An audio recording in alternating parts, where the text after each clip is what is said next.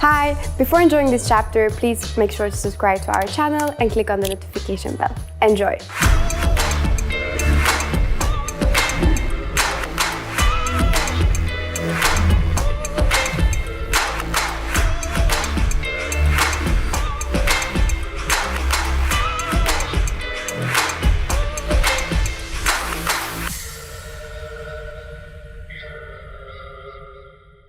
Hey, Hi.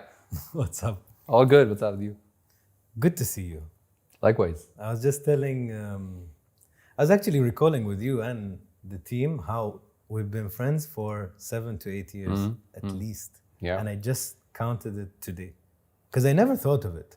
And the best thing about the friendship is that you don't know my music and we just know each other. And which is a great thing. today I told you I added 2 songs to my playlist. Yeah. Yep. Imagine, it's quite sad that I waited this long. No, but I like the fact that you like the new one because that's the new sound. I like the new one and apparently one of your oldest ones. So I literally have your spectrum now. I appreciate that. Pretty Thank you. cool. Thank you. That means you're consistent. Trying. So we start with the typical question, which is, how are you really doing? Tell me. I'm doing great. At this point in time in my life, I think I got to spend some time with my family because of the COVID. And I know it's not a great thing for a lot of people to go through this disease, but fortunately enough, I had the time to sort of spend with my kids and with my family as well. Because from the past so many years, I've been working. I've never taken a break. So my life was literally like the airplanes, the airports, the venues, from one continent to another. So which is why I think I'm so glad that it worked out for me because I got to spend some more time with my kids, with my family.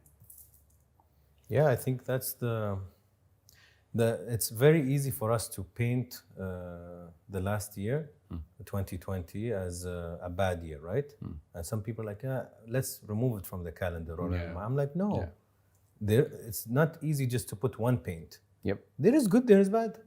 So like you said, a lot of us were maybe too, life took us events and business and make money and fame, and you didn't sit down.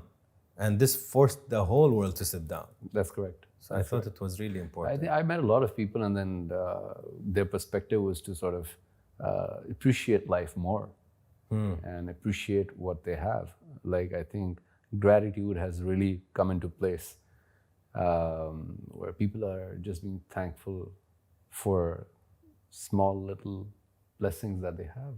Yeah. I think people learned how to actually enjoy being at home too, which they probably never did. Correct. Because they were busy.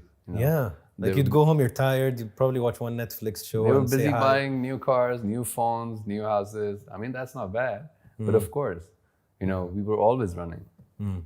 How was your childhood? My childhood, it was naughty. It was naughty, you said? It was naughty. It was great. It was sensitive. I was like a very sensitive kid. I'd like for no reason I'd be like, I'm not gonna play with you, like those snooty kids. Yeah. And then I had gone through a lot because I ended up losing a lot of friends because I wouldn't know why they aren't responding to me anymore, just because of my own behavior, which I found out later on. But it was naughty. It was sensitive. I wouldn't care about the timings. I was in love with cricket. I would watch the matches 24/7. I would play the cricket, and without caring, about the sun in June, July, like 50 degrees. Like here. I'd do that, like here. So it's crazy. Good childhood? Like in terms of, you mean family? The feeling, when you look back, how do you feel about it? It was healthy, it was problematic, it was... I feel great, actually. Yeah? I think my parents gave me the best they could. And my brothers actually, there was not a great bond between all of us because there was a huge age difference. I'm the youngest. So You get beat up the most? yes, that's correct. And for no reason, I was trying to figure out the other day that, why did they bully me? Because they didn't have anybody else. Why? Why did they do that? I come from a home we're all brothers too.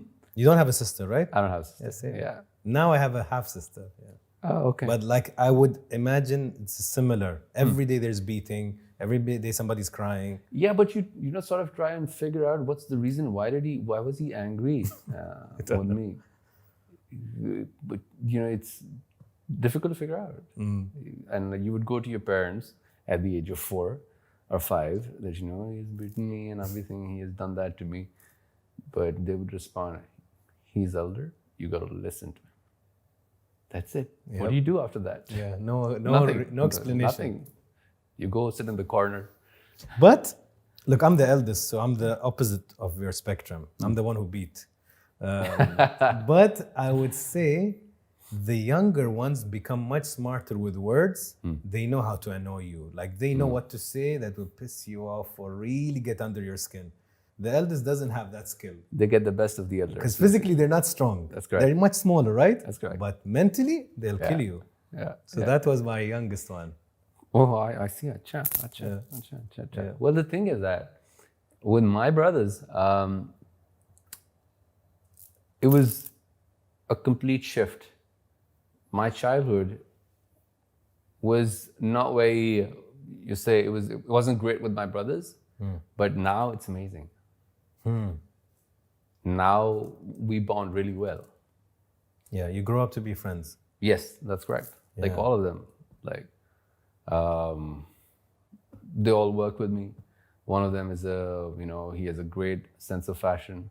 He's into cars, revamping cars. And he My would brother actually is the same. There you He go. revamps cars. There you also. go. So he revamps the classic scraps and then, sort of, Nice. he's into that. And we have a great bond. And what about your relationship with your parents? How was that? My relationship with my parents, I think I've never been a very expressive kid. Yeah, I wouldn't go and hug my mother and tell her that I love you. Because we were never like that. I knew that she loves me and I love her. And same with the case, with my father. It was like a fear, whenever he would come back from the office, we would just open up our books and start studying and stuff. And it was just the fear of him being at home, and he will ask that have you done your homework or not? You know how fathers are, and they want you to It's very similar. excel in your life. And I thank him for that. I thank him because I think he has taught me the consistency. He has taught me how to treat people. And he has taught me how to be stubborn. Why? Like professionally. Yeah. How Was to he a be stubborn worker? No, he's like very professional. He's like very hardworking. So by stubborn, I mean hardworking. Yeah, focused. Interesting. Yeah. Do you think though, because Arab and Asian cultures are very similar, and even I was growing up, my mother is very loving and expressive, but my father is very formal. Like you have a formal, hi dad, how are you? You okay? Correct. It's not like even if I remember my brother telling him I love you, he doesn't know how to respond. We know he loves him back. Yeah, but he would become weird Correct. and awkward but we know. Yeah. But I don't know if it's a good thing in our Arab and Asian societies. Like I'm very loving with my kids. I tough love, but I show. I'll hug and kiss and talk to them. Different. that's what I've learned as well. Are you Because like that with your I kids? am like that. I would think so. I cannot live without hugging them. I cannot. I am that guy. I think they need to feel that love from their parents. I mean, I know I can hug my mother now. I can hug my father. Yeah. I can tell them that, I really love you. Whatever you've done for me, it's just amazing. Yeah. But, and I want to give that to my kids as well. because that is something I have not experienced in my childhood. Correct. You were into cricket, not singing. How did that Switch. Yeah. So I gave up on cricket. I was planning to become a professional cricketer. I was an athlete, and I worked really hard for it. But my parents knew that, okay, fine, this is it, his hobby. You know, there's nothing serious. So they didn't know. I guess they didn't know how good I was. But I gave up on that because they wanted me to study. I was skipping studies because my interest was to take wickets. And then I think I explored myself in a way where I did not have any sort of an outlet. And I was looking for that outlet. I became quiet. I became lonely. And then I heard Nusrat Fateh Ali Khan with Michael Brooks. This is what, 23 years ago. And my elder brother made me hear that album. I was hearing it, I heard it, and I thought, this is something amazing. It started calming me. It started making me talk to God. And when I started praying, I started getting the answers. And those answers were just for me.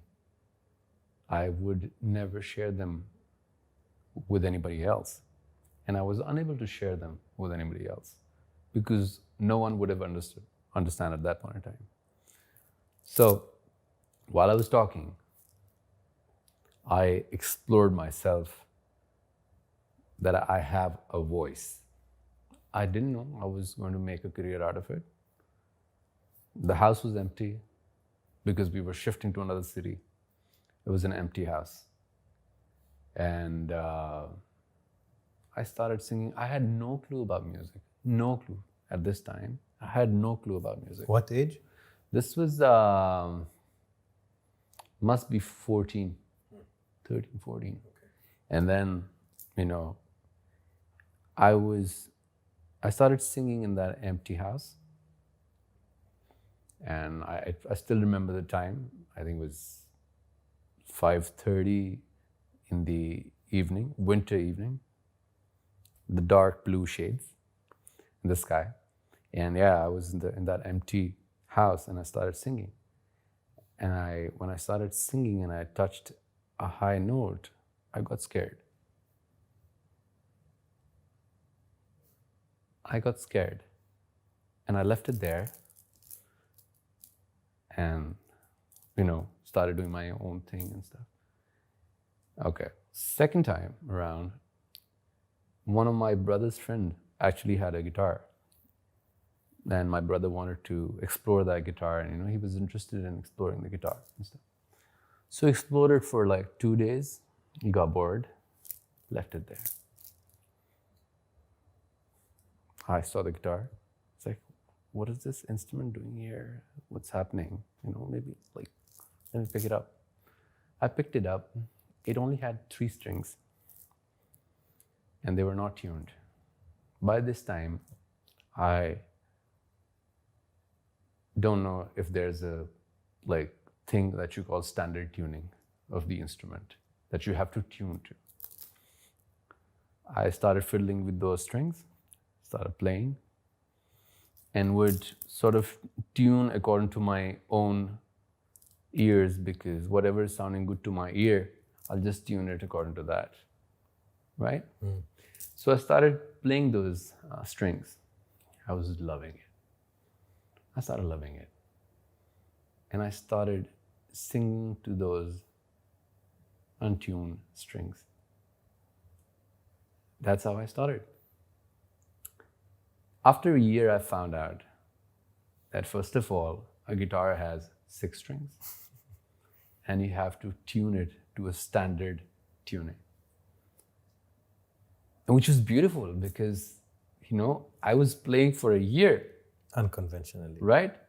And then when I found that there's a standard thing, it opened a new dimension for me altogether. I started making more songs. I started writing more songs.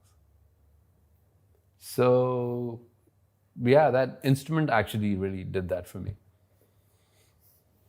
Okay, a few things. Yeah.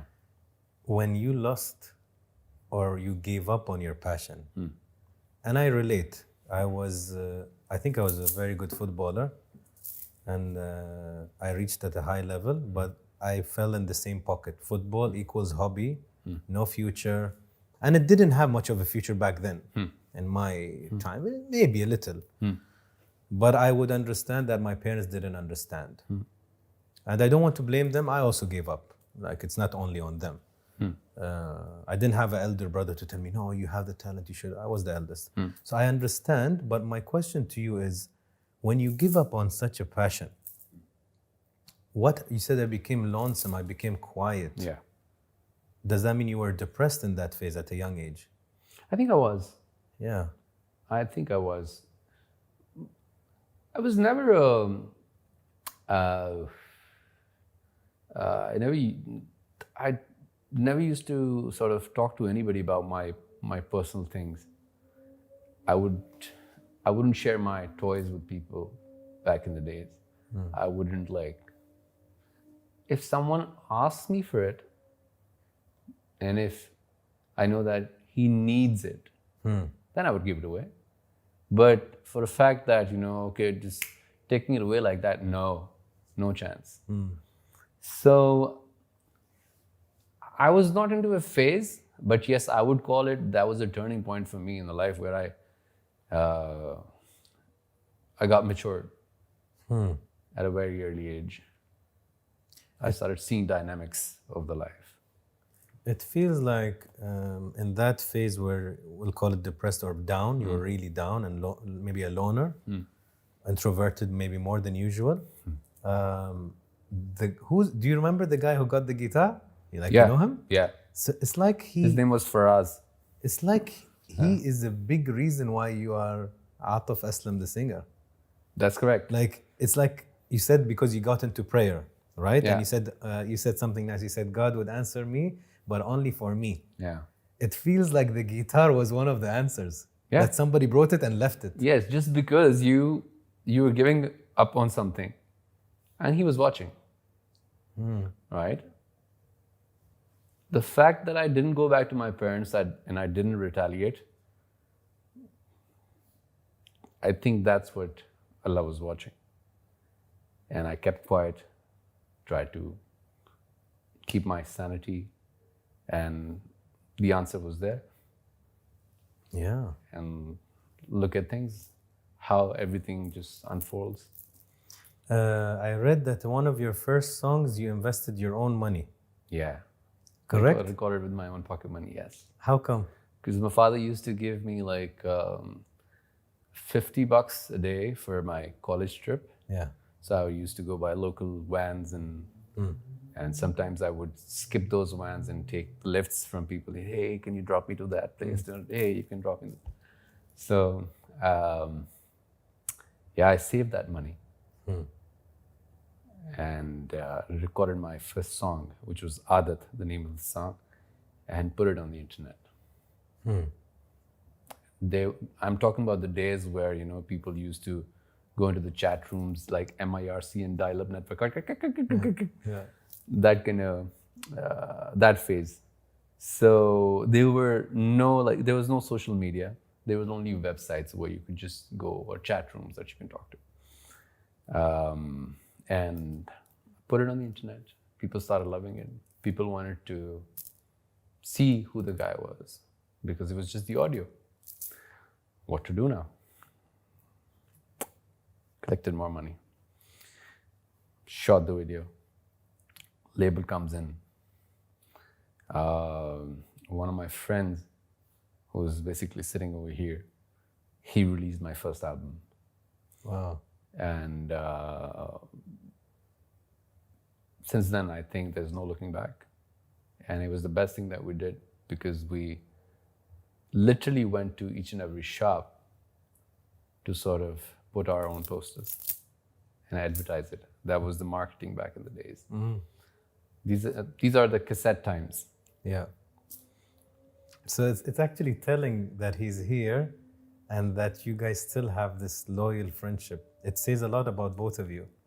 That's correct. That's correct. I mean, he has done a lot for me because he released my first album in the career. I used to play cricket with him. He didn't know about my song.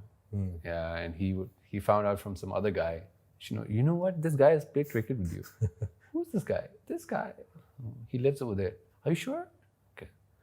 So he picks me up and he says, "Is this your song?" Yes, this is my song. I am in love with this song. I was like, okay. He's in love for like, 4 or 5 days. He would come up and pick me up every day, and would go for a ride. And for the next 2 hours, I have to listen to my own song. And there's no other song that would play in that car. It was that crazy. It was that maddening. He was in love with that song to a point where he thought that, okay, we'll release your album. So he opened up a label in collaboration with someone else. And that's how the only album to his credit is my album. So which is beautiful. And I thank you for that. You reminded me of a guest I had. She was talking, Atif, about how she reached a point in her life. She only allows hype men or hype women. You know what a hype man is? The guy who like supports you and encourages you and pushes you further. That's right. And she's like, I don't need anybody who's be like, why are you wearing this? Why do you sound like this? These negative energy. She's like, I don't want any of that in my life anymore. So like Umar is a hype man. He believes maybe in your songs, maybe more than sometimes you believe in them. And you need more of that energy in your life to upgrade. Because otherwise it's like people demotivating you. Of course, I think for me it's, there are just a few people around me. I would say most of them are my fans. Right? Like certain things that they would write to me. My sister is suffering from thalassemia, but she responds to your music. There's a hospital in India, and the hospital management writes to me. It's a mental hospital. They say our patients respond to just your music. That's the biggest hype for me. That's a kick for me. Of course. That it is kind of therapy for them. And Allah has put me in a position where I can sort of talk to them. Through your music. Through my music. And your voice. It's beautiful. It is. It's beautiful. And the feeling of, not being known now and talking to someone who likes your music is even better. Like in a mosque, I'm somewhere and someone is listening to my song and is singing, and just looking at that person. Yeah. It's so natural. It's just so beautiful. The feeling cannot be explained. That's true. I always tell you I'm not a political guy. But I was going through one of your videos, one of the new songs that I actually liked. And when I scrolled, because YouTube, you always want to see the first top 3 comments or whatever. And a lot of them were like, look at what India has lost. It's such a shame that he's not, doing. So I wanted to understand, why are people writing these comments? So then I read an article that Pakistani artists are not allowed to work in Bollywood. I'm like, is this true? Why? So I don't understand. Is this true? Is it still ongoing? It is true that we are not allowed to work in India, and it has been 4 to 5 years now. Wow. God knows the reasons. Yeah. And I don't want to get into the details, but yes, I think I have a lot of love and respect for all my fans who are in Pakistan or in India, because they're my fans. I've received a lot of love from them.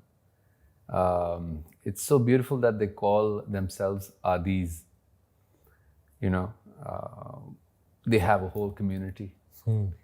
And if they would see that, someone is talking negative, they would make sure they shut them up. Okay. They would make sure. Yeah. And I love them for how dedicated they are.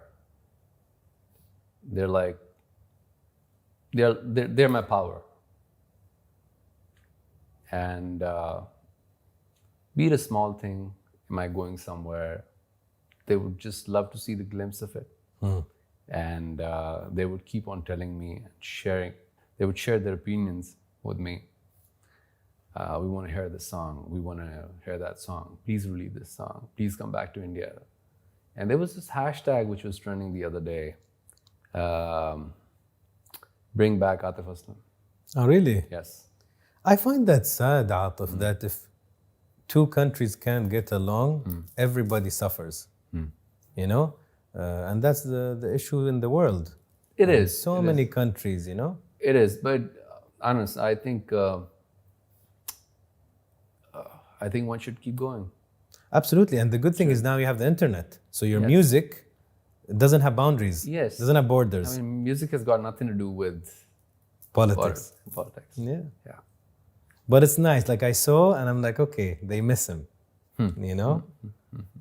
Okay. No, I miss my fans too. I do. I'm sure. It's nice, man. Have women always been drawn to you? As a person, as a before human? the career? As a person, as a human. Why? I don't know. I wouldn't say I'm a very like a handsome guy or a sexiest person. I never wanted to be that, and I don't think I am. But even in college days, the boys would come up to me and tell me, "What do you have in you? Why would these girls come up to you and sit with you? Why? We want to know." And I would never have an answer to that. Never. Probably, maybe I was a good listener. They would come and share their stories. They would talk about their boyfriends, obviously. But my point was never to steal them from their boyfriends. I would just listen to the story and I would just, whatever headspace I would be in, I would just tell them, okay, try this. Maybe he'd like it, he wouldn't like it. So they would find me as a better option, probably, as up to their boyfriends. Or maybe they would like to speak to me or something. So that could have been the only reason. Because I never had a car. I never had a place to go to. I never had money to feed them for lunch.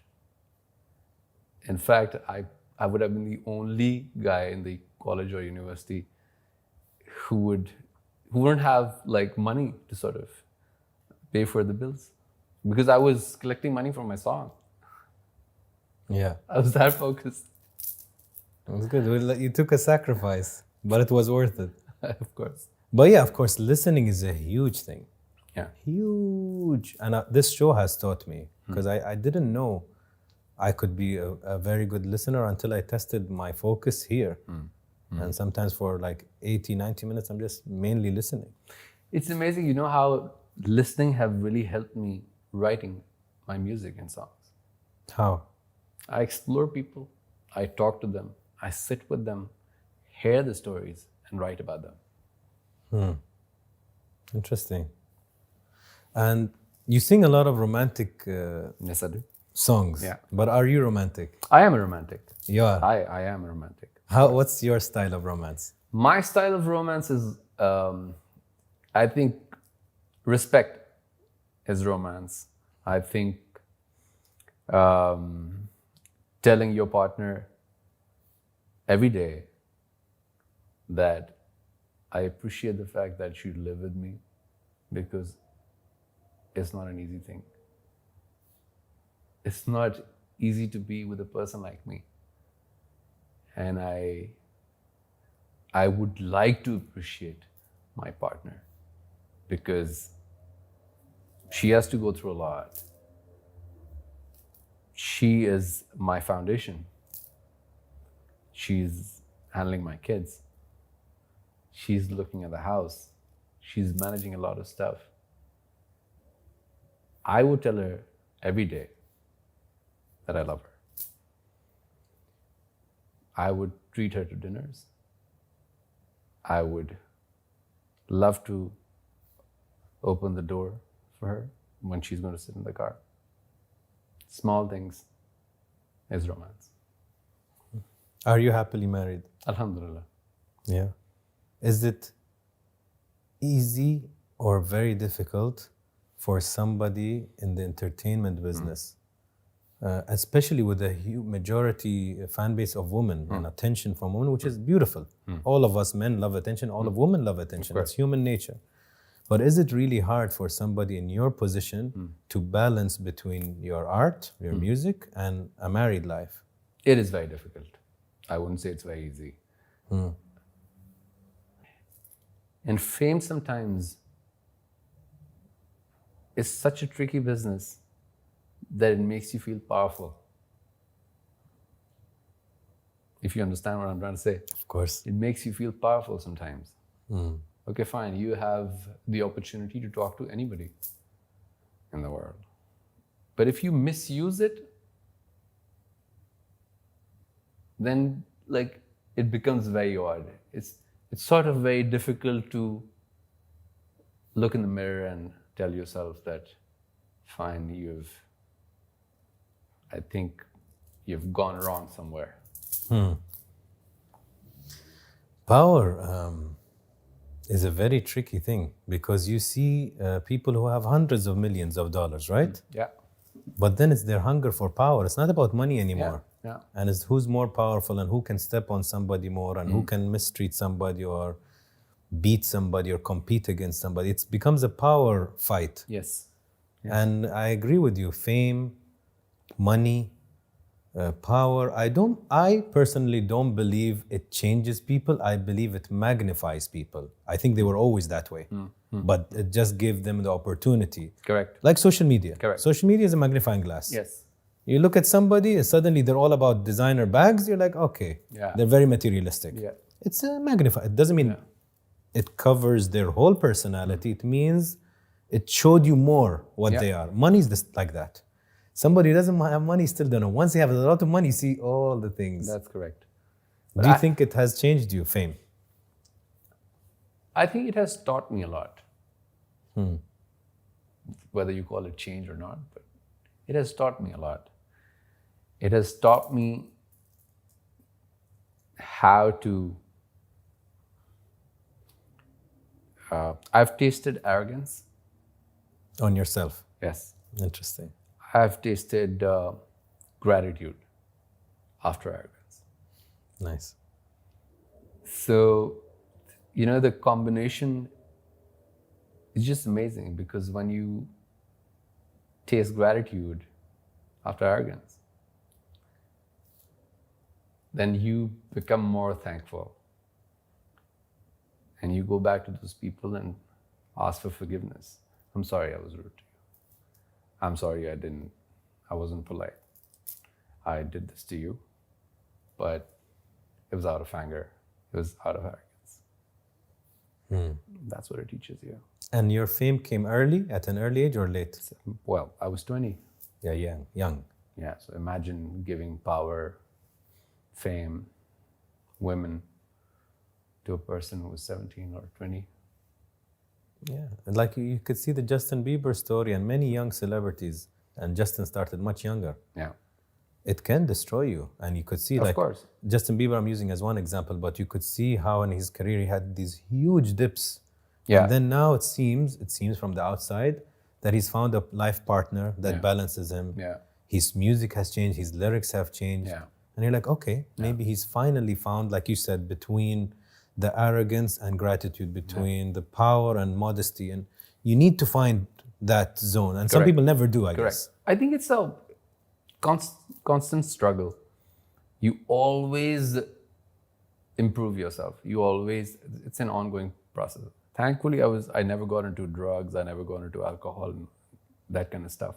thankfully. Which is very easy. Which is very in your easy in field. that kind of field. Absolutely. Right? So, alhamdulillah, I didn't get into that. So I was enjoying myself for the first 6 or 7 years of my career. But there came a point where I was like, I think there should be more to this, more to life. It can't just be like going everywhere and performing and making songs and stuff. I explored. Let's get married. Right? And then, there came a point where you were like, okay, you're performing everywhere, but you're not reinventing yourself. And there was inner struggle. So you're constantly, in my field, you're constantly fighting. People who are saying, you've not done this right on social media. Any negative comment can take you down, right? But alhamdulillah, I have this feeling, I have this faith in my Allah that negative comments actually are very important for a person. To be criticized is very important. And I don't care about those negative comments because I don't socialize to get work. You don't socialize to? Get work. You understand what I'm saying? Yeah. Like over drinks, people would call you over to sort of deal breaking and everything, and you would just, sort of talk to the CEOs. You're very nice, you're very good. I've seen you work. It's fantastic. The buildings are great, and you're just awesome. I wouldn't know the name of the guy. What's the point of sort of praising him just to sort of get work? No, he's going to give me work. So I've always believed in that. Whatever is yours, if you work hard, it'll come to you. You said also the no's and the criticism is really good. Why do you think it's good? It's good to reinvent yourself if you're focused. Yeah. Okay. But some people cannot take it. Some people are like... Some the people bigger are very your ego, sensitive. Yes. the more difficult it is Yes. to take. Yeah. I think ego is something... In fact, anger is something that comes out of ego. Yeah, I would agree. I think I always relate insecurity. The higher the insecurity, the bigger the ego. That's correct. Somebody who's very insecure, everything is personal. Yeah. Everything is offensive. Yeah. And somebody who's confident is like, okay, you don't like my t-shirt. Yeah. It's fine. Fine. That's okay. I like it. Yeah. And I think ego, we all have it, but do you control it or does it control you? I'm not asking you, but I think, you know, that's, obviously, I think it seems you have a very good control over your ego. I try my best. Good. I try my best. Yeah. Because it's easy in your field for the ego to get over. It's very easy. It's very easy. You hear a lot of It's compliments. very easy to treat like the richest people very friendly, very nicely. And it's very easy to treat like your staff really bad. But you shouldn't do that. That tells what kind of background you have. 100%. What does love mean to you? Happiness. Happiness. Yeah. Okay. And how is it being a father? It's completely a different experience for the first time. Before this, I'd like to explain what happiness is. Tell me. Happiness is when you free your heart of hate and envy. And you freed your heart? Yeah. Before you had hate and envy? Before that, yeah. Way before, I think. I don't think I hate anybody in my life. Alhamdulillah. Hate is a virus. It's a cancer. It is a cancer. I believe so. You suffer, not the person you're hating. Yes. Hate or envy, these two things They kill you. kill you. I feel sad for people who because you live with it every day. Yeah. And it's so toxic that, it'll make your life miserable. So considering what social media has, at this point in time, people actually try and look at other people, right? And they would sort of, oh, she has that bag. Oh my God, he has that car. They live in a big house. Yep. Yeah, I don't like him. Yeah. Right. So true. So yeah, I think that's happiness, because everything is so small now. The world is the social media has brought it so close. It's a village, not a world anymore. Yeah.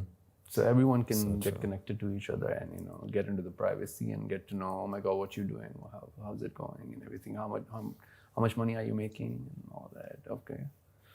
The thing is, these things always existed, Atif. Yes. Social media just gave it a way for people to easily access you. Yes. People had envy, but the world was lucky enough not to hear all of that shit. Yeah, but now... Now, the other day I was like, you can be sitting on your toilet and you're like, you know, swear, make fun, and, you know, it's so accessible. Correct. But it's always been there. Correct. And it's always a reflection of the person. Correct. If you're hating on somebody's well-being or happiness, that means maybe you're not happy. Yeah. And you're jealous. Yeah. You know? So you're coming back to you as a father. Yeah. Me as a father. Okay. So the first time when I was holding Abdullah, I was in awe of his creation. How is it possible to have an individual coming from another individual? How beautiful is that? And who else can do it? No one can. My Allah can do it. So, and when I said azan in his ears, that was the best moment. It was a beautiful moment. I couldn't sort of hold him for too long. That someone would happen to him, I would do something to him. I was scared. Yes, he is.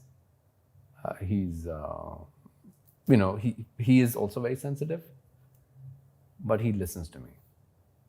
And the best thing I like about him is that whenever I'm praying, he would come by himself and say, Daddy, I also want to pray.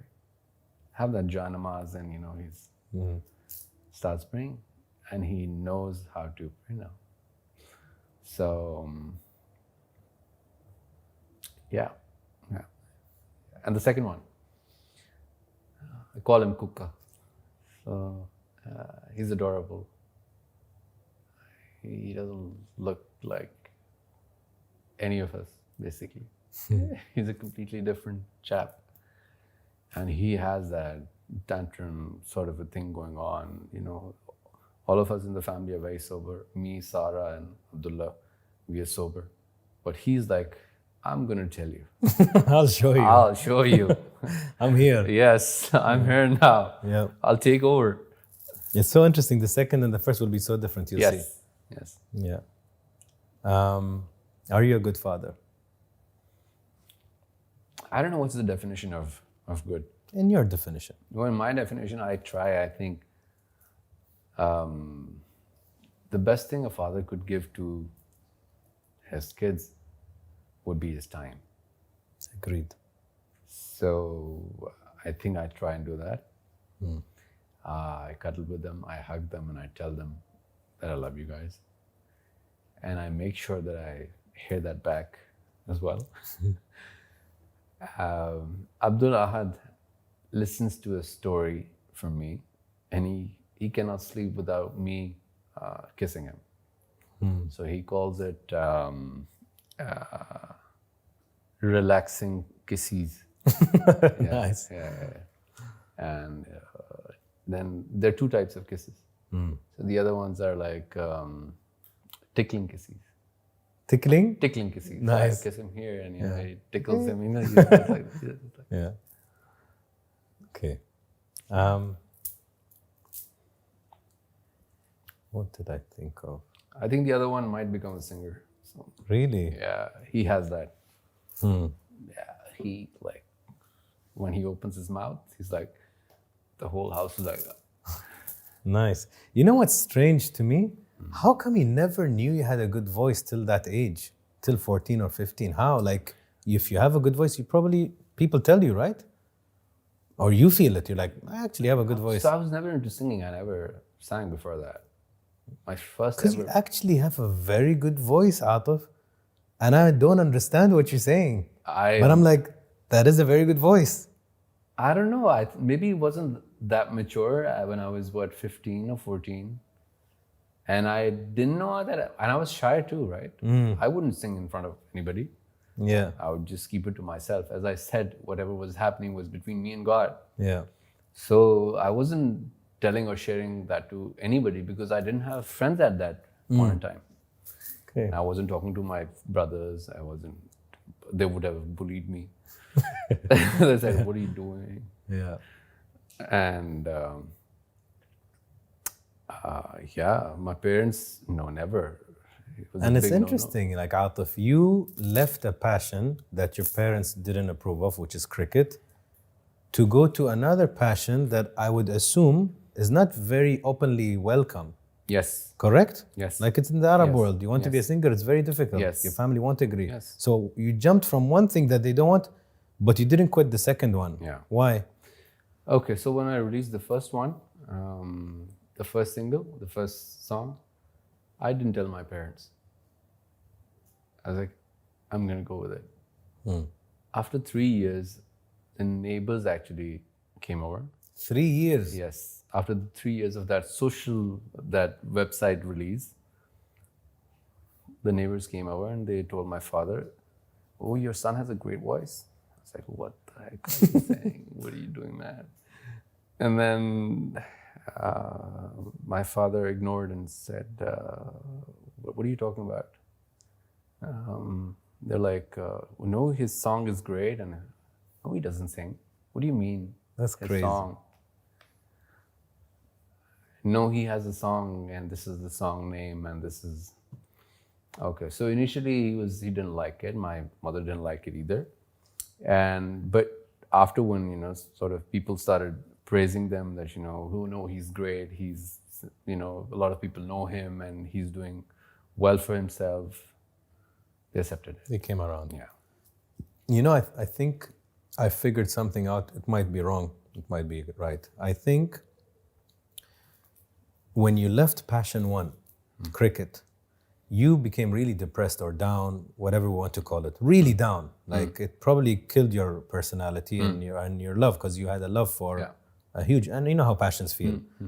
That passion, you stabbed it, you murdered it on your own, and I think that bad feeling that you got, that when you found a new passion through that guitar and your voice, you're like, I'm never gonna let that feeling come back again. Correct. And you didn't stab the second passion. Correct. I mean, and I also believe that whatever happens, happens for a reason, and Allah always have like better plans for you. Yeah. I gave up on that. Maybe the game wasn't good for me. I would have sucked. You never know. Yeah. But music is a sort of expression that I can actually be happy, sad, whatever I want to be. Romantic. That's a high for me. And I don't think so there's any other high like being on stage. There's no other high like being on stage. Watching that audience, people taking your name and singing along to your tunes and telling you that, oh my God, you have been there for us through our tough times. Yeah. You were there. So that's a compliment. Of course. That's what happened with me. Nusrat Saab was there in my bad times. Correct. Right? And now you give it to people.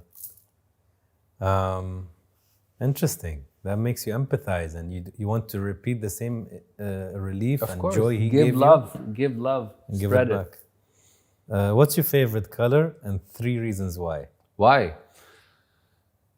Okay, it was blue, it became black, and now it's blue again. Okay, why? 3. Yeah. Okay, reason why, because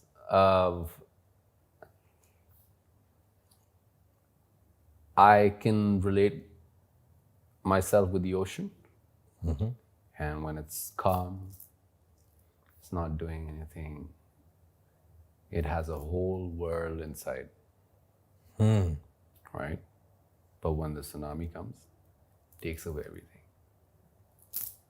Okay. Also, the fact that it's so deep that it makes its own way. It doesn't need any authorization or any approval for that. That's why. One more. One more. One more reason. I think the fact that it's so big, it's huge, and the sky is actually the reflection of the ocean. You know, I asked this question. I read an article. Now, I don't know if it's an accurate article, but it had many questions. Yeah. This question says that it's the way you see yourself.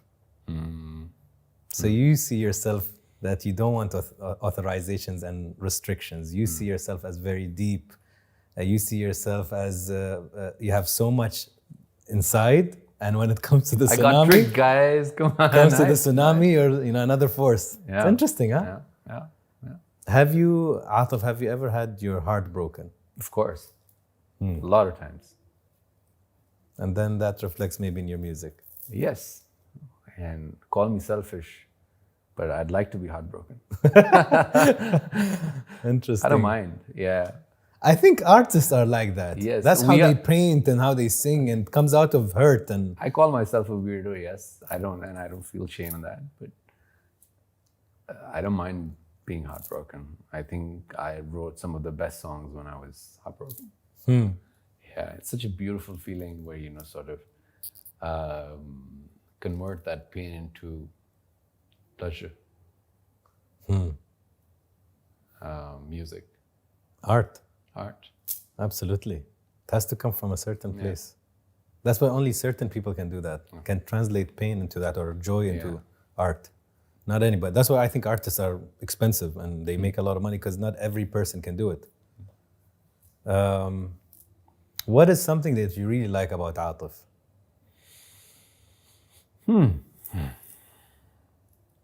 What I really like about myself? That's a tough one. Like a characteristic.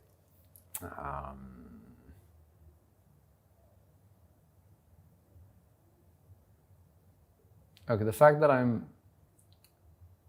patient. Okay. I think I like that about myself. What do you think is very annoying about Atif?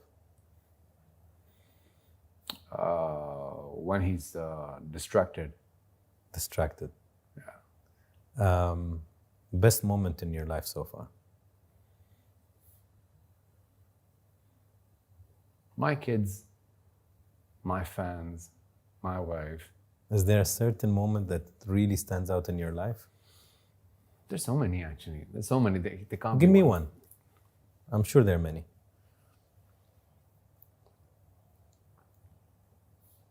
One I already know, when you said the adhan in Ahad's ears.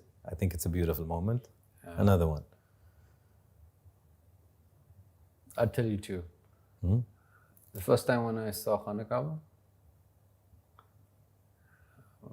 and I prayed, I couldn't take my eyes off.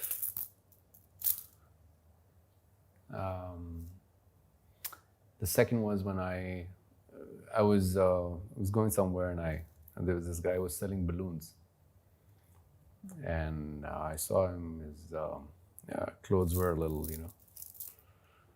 and I asked him, "What's your name?" This is my name.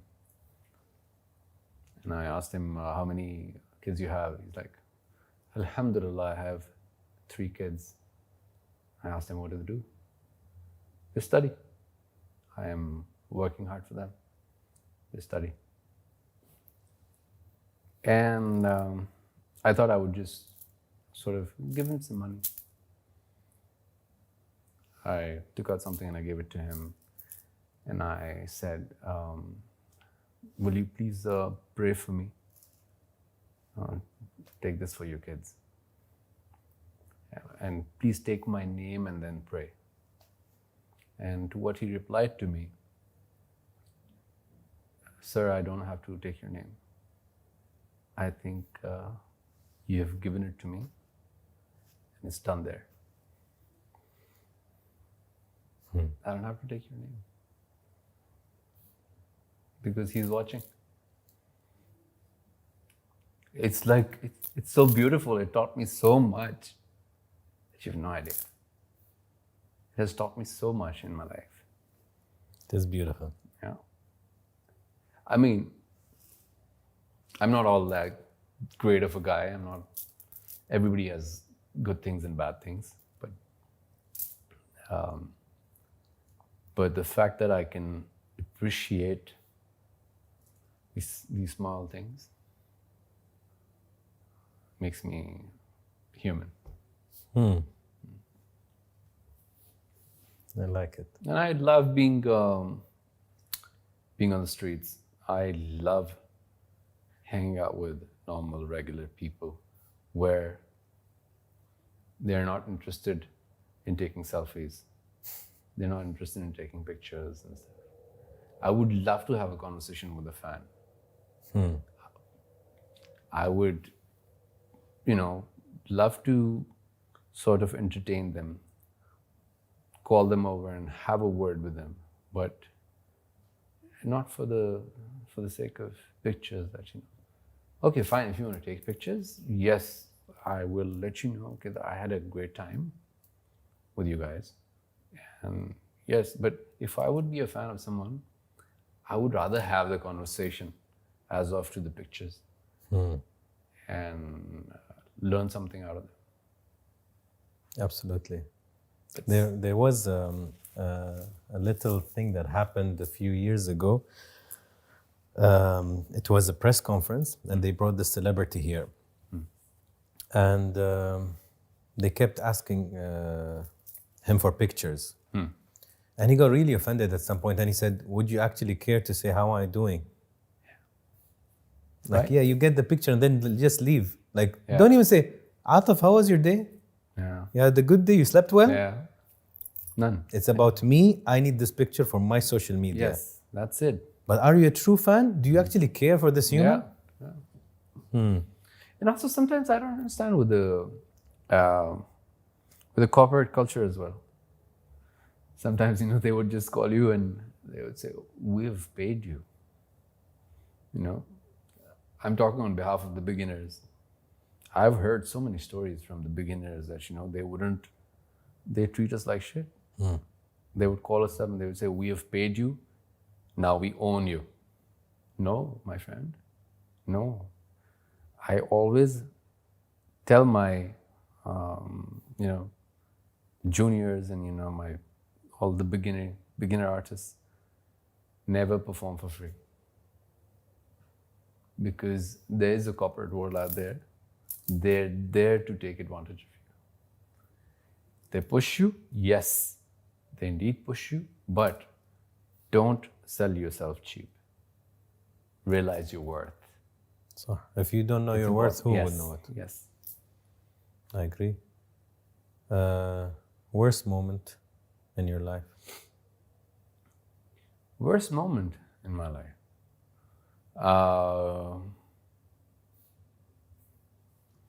I actually don't remember any worst moments, and I never like to do that.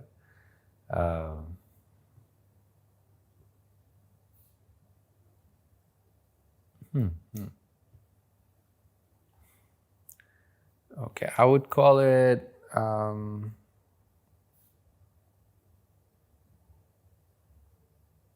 I can't think of any worst moments, man. We all have bad moments. Like, which moments was bad emotionally? Like you felt really sad or hurt or let down? Something that stands out?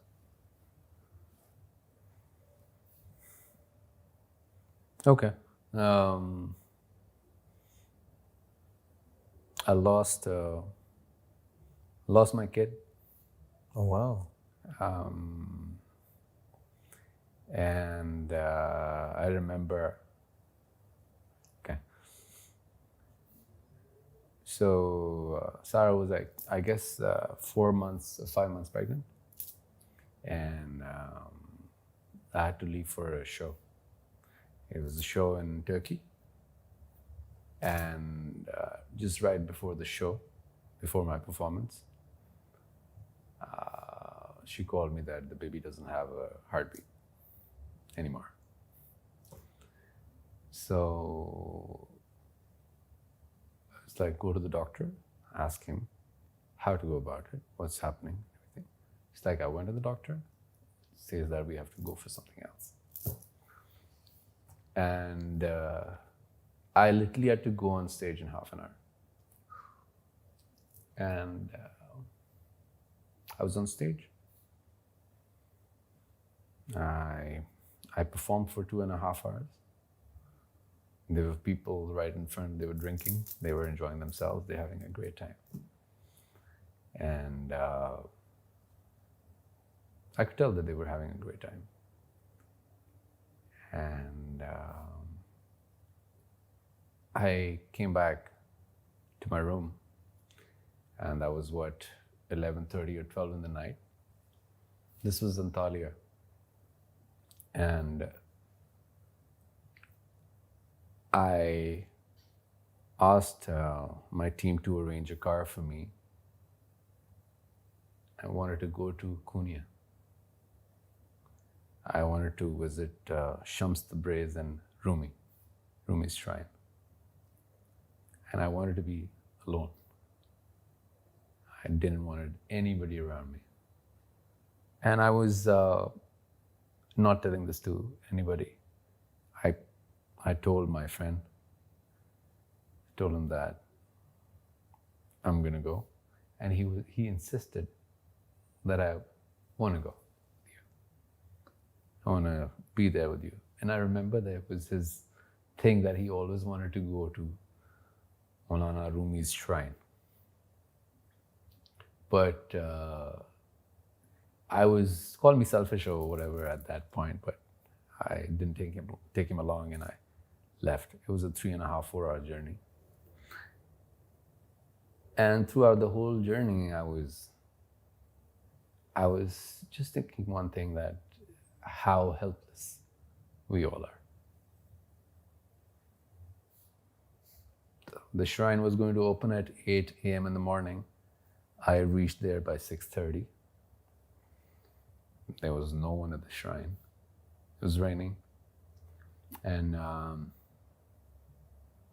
I was just by myself, and I was at a place where nobody would even recognize me.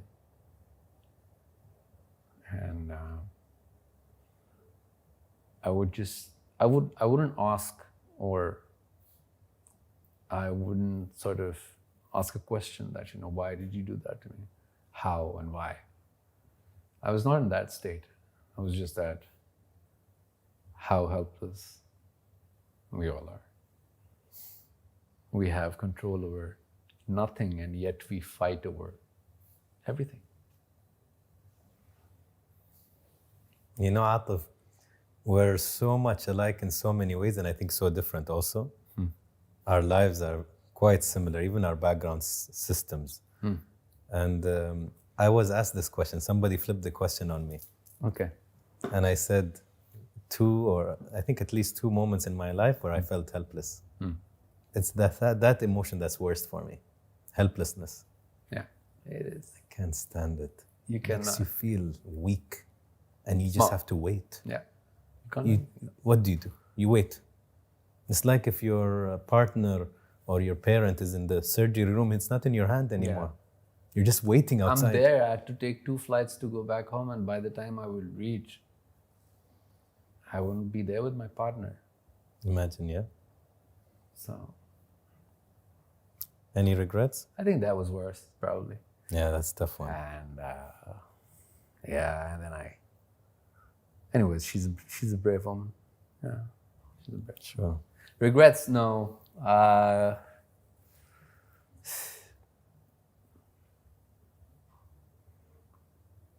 don't know. I don't think so. There's a regret in my life.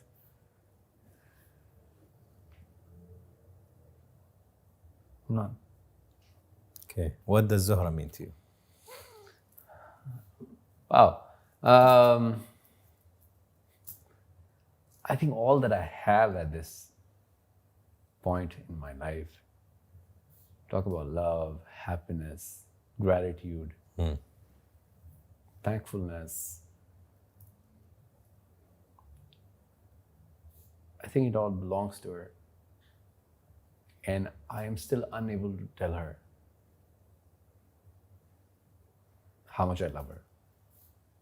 I'm still unable to tell her that how beautiful she is.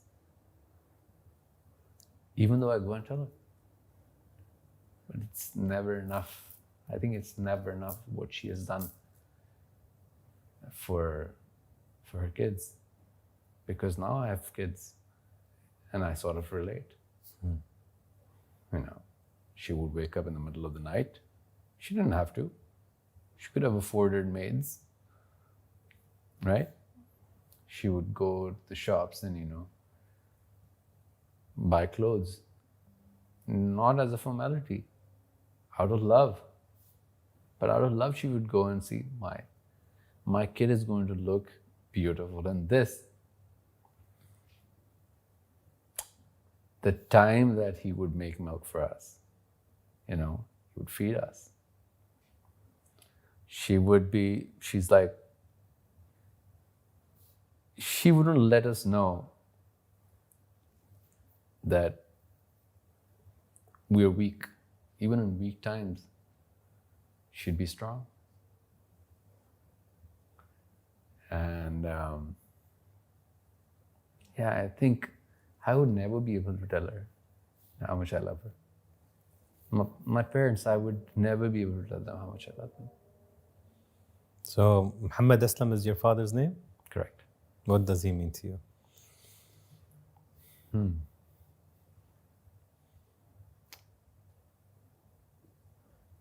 Strong, focused, determined, stubborn, religious.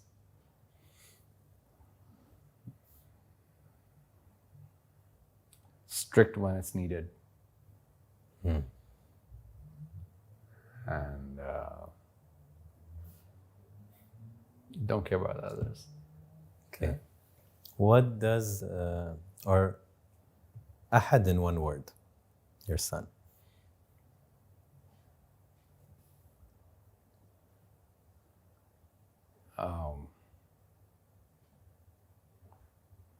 He's a song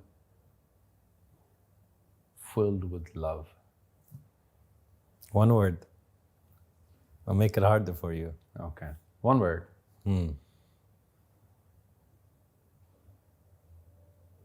Okay. He's music for me. It's nice. Sarah in one word. Sarah in one word. Class. Nice. I have a hypothetical question that I sometimes I go with my feeling, but I'm curious now. It's a imaginary question, but you're an artist, so you can imagine things. Okay. So if we take Atif's heart, Yeah. and we place your heart now in front of you, what would it tell you? It would tell me to get rid of all the negative things in your life and don't distract yourself and just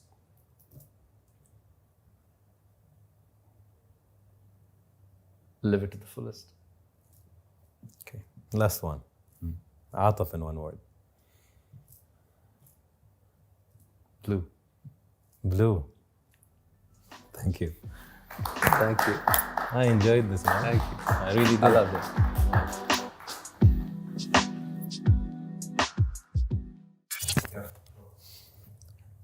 Atif, tell me about the first time you saw your wife. वो लम्हे वो बातें कोई ना जाने थी कैसी रातें वो बरसातें वो भीगी भीगी यादें. Man, you're fucking good. He's really good.